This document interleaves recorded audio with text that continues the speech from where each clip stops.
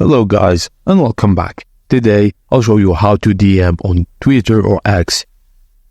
If you want to send a direct message, follow these simple steps.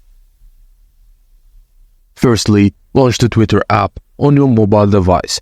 Then tap the envelope-shaped messages icon at the bottom of the screen. In the messages section, tap the new message icon, usually in the bottom right corner. And in the To field, type the Twitter handle or name of the person you want to message. Tap their name when it appears in the search results.